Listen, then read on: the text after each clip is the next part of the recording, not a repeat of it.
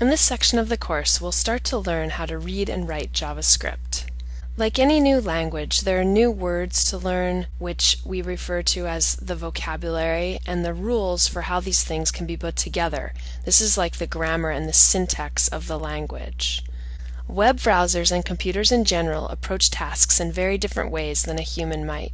Your instructions need to reflect how computers can get things done. We'll start with a few of the key building blocks of this language, and then we'll look how they can be used to write some very basic scripts. To start off with, it's important to know that JavaScript is case sensitive. If we look at these examples of variable names, they all say the same thing, my variable.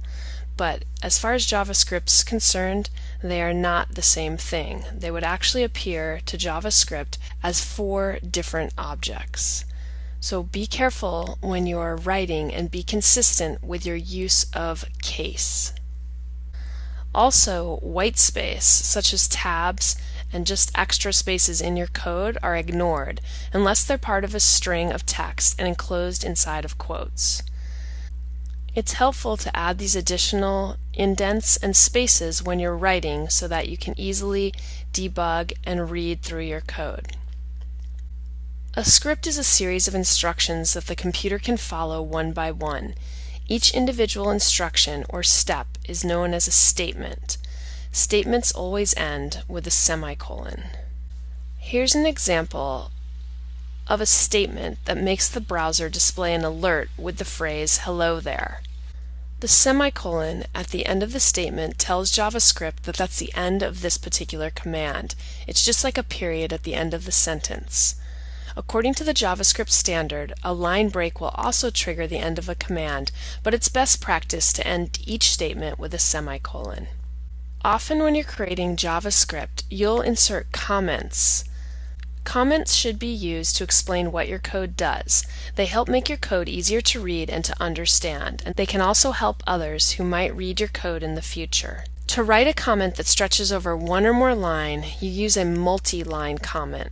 Multi-line comments are just like CSS comments. They start with the /* and they end with the */. Anything between these characters is not processed by the JavaScript interpreter.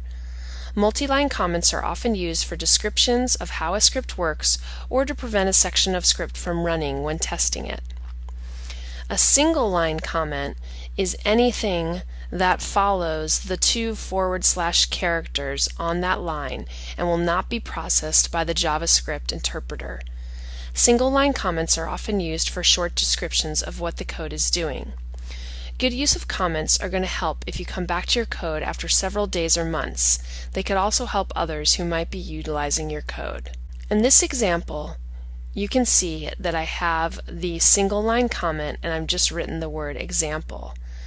This short bit of JavaScript right here contains statements, a comment, and code blocks. The statements are the unique individual instructions that the computer should follow.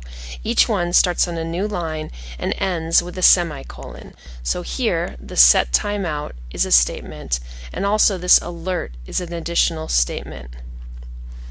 Statements can be organized into code blocks.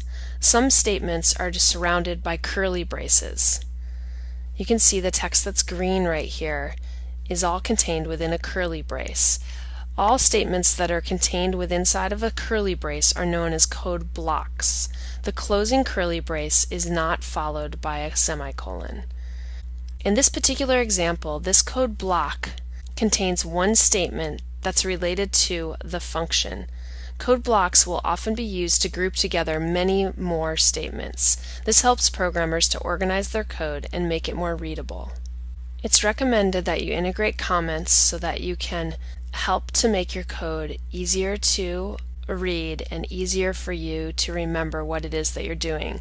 They're also especially useful when you're learning a language like JavaScript because you can leave yourself little notes as to why you inserted certain things into your code.